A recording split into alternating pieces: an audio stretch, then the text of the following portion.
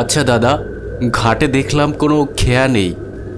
আসলে কটার সময় খেয়া আসবে একটু বলতে পারেন? আজকে যা অবস্থা, খেয়ে আসতে দেরি হবে বাপু।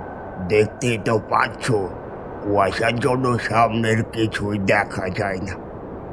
পুরো নদী এখন কুয়াশায় ভরে আছে। সামনে এক হাতের বেশি কিছুই দেখা যায় না। এই অবস্থায় নদী পার হওয়াটা খুবই বিপজ্জনক। নদীর এপার থেকে ওপার হিম শীতল বাতাস প্রবল বেগে বইতে থাকে। রাত গভীর হওয়ার সাথে সাথে কুয়াশার রেশ বেড়েই চলেছে। বিমল এ গায়ে একেবারেই নতুন, এসেছে এক আত্মীয়র বাড়ি। কিন্তু সেই বাড়ি যেতে হলে খেয়া পাড়িয়ে ওপার যেতে হবে।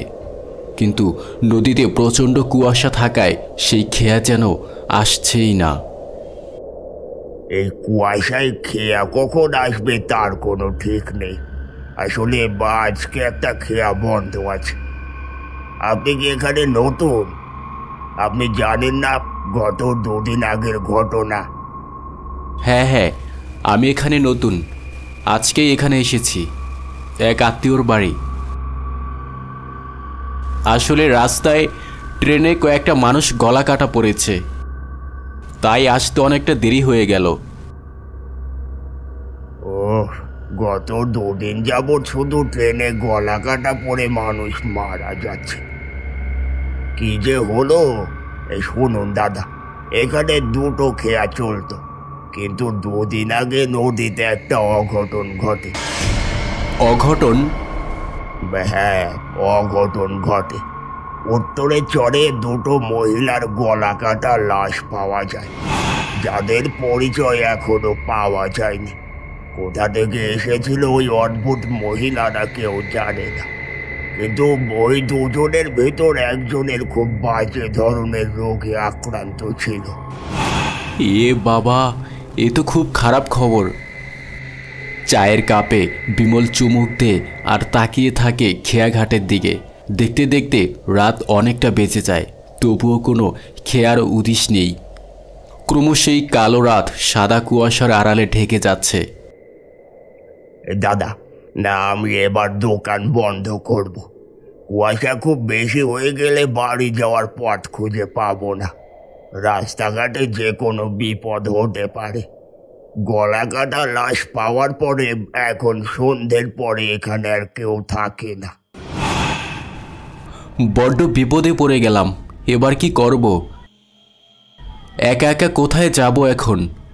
সাথে তো কিছু টাকাও আছে। চিন্তা করবেন না বাবু, শেষ রাতের দিকে একটা খেয়ে আসবে, ওটা আসলে যেতে পারবেন। আচ্ছা ঠিক আছে, তাহলে আমি ঘাটে গিয়ে অপেক্ষা করি। বিমল খেয়াঘাটের দিকে এগিয়ে যায়।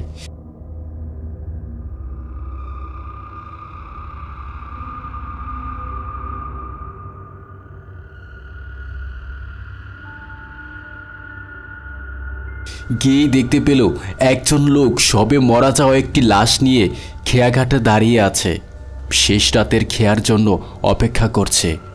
এটা দেখে বিমল প্রচণ্ড ভয় পেয়ে যায় এবং তার শরীর কাঁপতে থাকে। এ আমি কি দেখছি? এত রাতে লাশ নিয়ে দাঁড়িয়ে আছে কে? এরা কি আদৌ কোনো মানুষ? দাদা, আপনি কি এখানে কারোর জন্য অপেক্ষা করছেন? হ্যাঁ দাদা, শেষ রাতের খেয়ার জন্য অপেক্ষা করছি। কিন্তু আপনার সাথে এই লাশটা কার?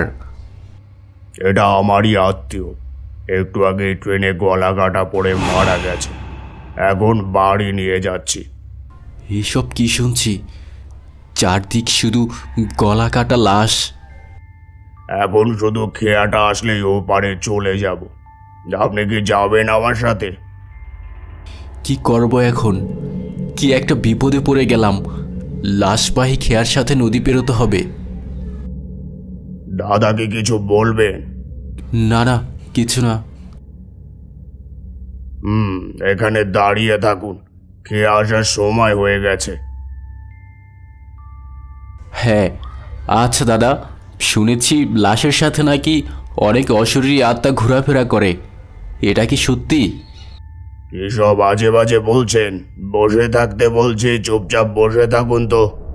পাশেই শ্মশান ঘাট, এসব জায়গায় এইসব কথা বলতে নেই, বিপদ হতে পারে। অপেক্ষার পালা শেষ। অনেক দূরে একটা খেয়া দেখা গেল।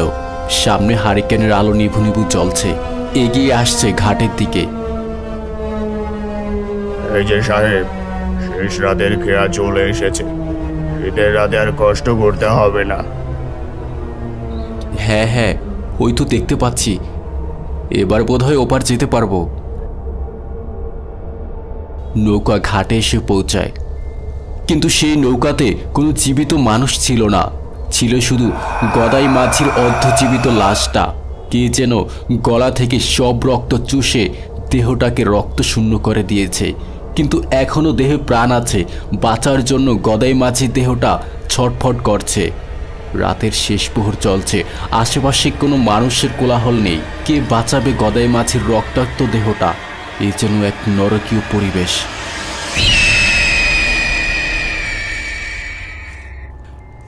এ কি, এসব কি দেখছি? মাঝির এই অবস্থা হলো কি করে? এই বুড়ো মানুষটাকে এভাবে মারলো কে? এ তো কোনো সাধারণ মানুষ না। আর নৌকায় তো কোনো মানুষ নেই। তাহলে নৌকাটা চালিয়ে এই ঘাট অবধি আনলো কে?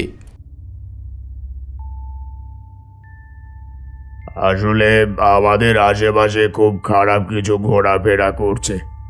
আমি খুব খারাপ কিছুর গন্ধ পাচ্ছি। এই ঘাটে রাত্রি হলে অনেক বাজে আত্মার ঘোরাফেরা করে, আর একে কোনো সাধারণ মানুষ মারেনি। এটা খুব ভালোভাবেই বুঝতে পারছি। তাহলে এত নৃশংসভাবে এই লোকটাকে মারলো কে? আমি মেরেছি। তোমরা তোমরা কারা? কোথা থেকে আসলে? আর তোমাদের এই অবস্থা কেন? আমরা নরক থেকে এসেছি এই নরপিশাচকে শেষ করতে। কি বলছো এসব? এই বুড়ো লোকটা তোমাদের কি ক্ষতি করেছে? ও একটা পাপী, ও একটা অপরাধী। শুনতে চাস কি করেছে ও? তাহলে শোন।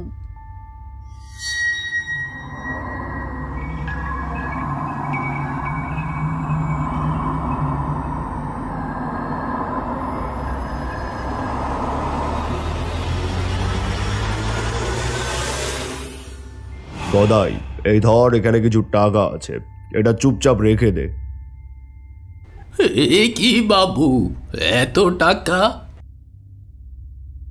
আপ রাখ তো, এত কথা বলিস না। তবে শোন একটা কথা, তোর নৌকায় আজ রাতে 2টো মার্ডার হবে। এ কথা তোকে গোপন রাখতে হবে। কি বলছেন বাপু? এত বড় ঝামেলায় ফেললেন বাবু। গরিব মানুষ, নৌকা চালিয়ে 2 মুঠো ভাত খেতাম, এটাই তো ভালো ছিল। কেন এসব ফাও ঝামেলায় ফেললেন বাবু? তোর কোনো কথা শুনতে চাই না। এই মার্ডারের কথা যদি মুখ ফসকেও কাউকে বলে দিস, তবে তোকেও আমি মেরে ফেলবো, এ যেন মনে থাকে। ঠিক আছে বাবু, ঠিক আছে, কাউকে বলবো নে। শোন, একটু পরে এই ঘাটে 2জন মহিলা আসবে। তারা তোর নৌকা নিয়ে ওপারে যাবে। আর এর মাঝে যদি অন্য কোনো মানুষ আসে, তাহলে তাদের সোজা না করে দিবি, বুঝলি? তবে গদাই, নৌকাটা কিন্তু সোজা ওপারে নিবি না, বুঝলি? তাহলে কোথায় নিব বাবু? উত্তরে যে চরটা পড়ছে না, সোজা ওই চরে নিয়ে উঠবি। কারণ ওই চরটা খুব নিরিবিলি। ওখানে কাউকে মেরে ফেললে কেউ টের অবধি পাবে না। ঠিক আছে বাবু, আপনি যেমনটা বলবেন। আর হ্যাঁ শোন, আমি গাছের আড়ালে লুকিয়ে থাকবো। যখন ওই মহিলা 2জন আসবে, তখন তুই ছোট করে একটা ইশারা করবি। তোর আওয়াজ শোনা মাত্রই আমি ঝোপ থেকে বেরিয়ে নৌকায় উঠে পড়ব। আচ্ছা আচ্ছা বাবু, তাই হবে।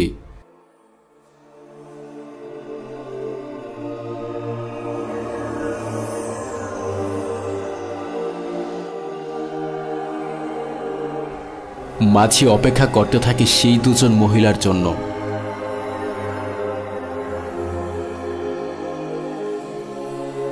অতঃপর সেই দুজন ভদ্র মহিলার আগমন। মাঝি ভাই, আমাদের খেয়াটা পার করে দিন না। আমার বোনটা খুব অসুস্থ। ওকে আজ রাতের ভিতর হাসপাতালে না নিতে পারলেও মারা যাবে। আসুন আসুন, আপনাদের জন্যই তো অপেক্ষা করা। তাড়াতাড়ি উঠে পড়ুন। আমার যে আর ভালো লাগছে না রে দিদি, আমি বোধহয় আর বাঁচবো না রে। প্রমিলা, কি সব বলছিস বোন? আয় বোন আয়, এসব বাজে কথা বলে না। এবার নৌকায় উঠে পড়। তারা দুজন নৌকায় উঠে ছাউনির নিচে বসে পড়ল। প্রমিলার চোখ দিয়ে নোনা জল ক্রমাগত পরেই যাচ্ছে। একটু তাড়াতাড়ি ছেড়ে যান না দাদা, দেরি হলে আমাদের বিপদ হয়ে যাবে। আমার বোন প্রমিলা মারা যাবে। আমার একজন লোক আছে, সে আসলেই নৌকাটা ছেড়ে যাব। কি বলছেন? দেখুন, আমার একদমই সময় নেই। আপনি তাড়াতাড়ি চলুন। আর এত রাতে কে আসবে? আছে আছে একজন, ওই তো চলে এসেছে। দিদি, আমি কি মরে যাব? আমার যে খুব খারাপ লাগছে। অজানা রোগে আক্রান্ত মেয়েটার কান্না যেন থামছেই না।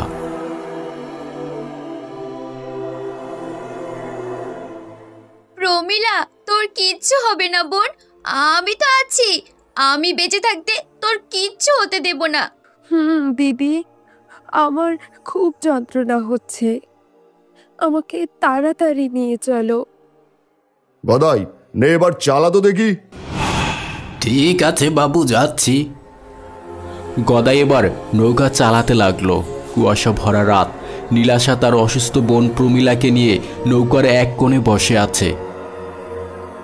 শীতের রাত, নৌকা যত গহীনে যাচ্ছে কুয়াশার রেশ ততই বেড়ে চলেছে। আস্তে আস্তে চারপাশটা ঘোলাটে হতে শুরু করলো। কুয়াশা এমনভাবে পড়েছে সামনে থেকে কিছুই দেখা যায় না। অন্যদিকে হিম শীতল বাতাসে প্রমিলার শরীর যেন ঠান্ডা হতে শুরু করলো। নৌকার সামনে নিভু নিভু হারিকেনের আলো জ্বলছে। সেই আলোতেই মাঝি সামনের দিকে চলতে লাগলো। প্রমিলা বোন, তোর শীত করছে বুঝি?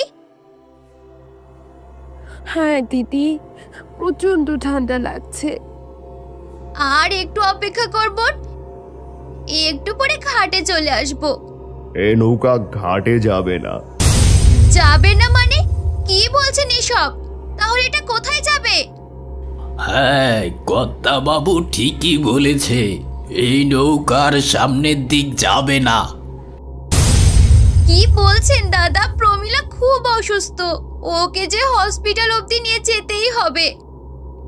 আর আমরা যদি এখানেই থেমে যাই তবে যে প্রমিলা মারা যাবে। শোনো, ওসব বুঝি না। ভালোর ভালো একটা কথা বলি, যদি প্রাণে বাঁচতে চাও তবে সাথে যে টাকাগুলো আছে ওগুলো দাও। কি বলছেন বাবু? এ টাকাগুলো খুব কষ্ট করে জুগিয়েছি শুধু প্রমিলাকে চিকিৎসা করাবো বলে। আর এই টাকাগুলো যদি আপনি নিয়ে যান তাহলে আমার বোনটাকে বাঁচাতে পারবো না। বিনা চিকিৎসায় আমার বোনটা মারা যাবে। হাত জোড় করছি বাবু, আমাদের সাথে আপনারা এই অন্যায় করবেন না। এত কথা তো শুনতে চাইনি বাপু। টাকাগুলো চেয়েছি, দিয়ে দে, নইলে দুজনেই প্রাণে মরবি। এটা দেখেছিস তো? এভাবে হবে না বাপু, দিন না একটা মেরে, তবেই সব টাকা বেরিয়ে যাবে।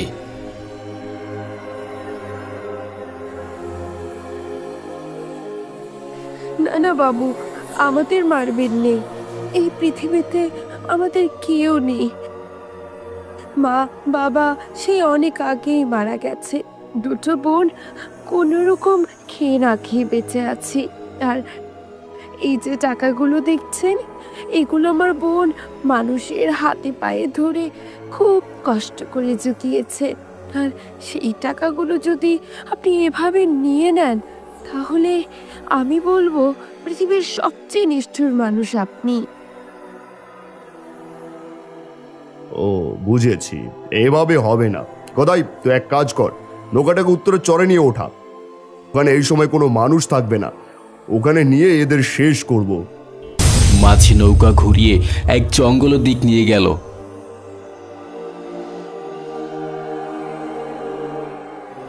এভাবে ওই নরপিশাচ দুটো এক নির্জন জঙ্গলে নিয়ে গিয়ে আমাদের গলা কেটে হত্যা করে। আমার অসুস্থ বোন প্রমীলাকেও ছাড়েনি, ধারালো চাকু দিয়ে নির্মমভাবে হত্যা করে আমাদের। ছি ছি, মানুষ এত নির্মম হতে পারে, এত জঘন্য হতে পারে? মানুষ হয়ে ক্ষমা চাচ্ছি দিদি, ওই দিন ওই রাতে তোমাদের জন্য কিচ্ছু করতে পারিনি।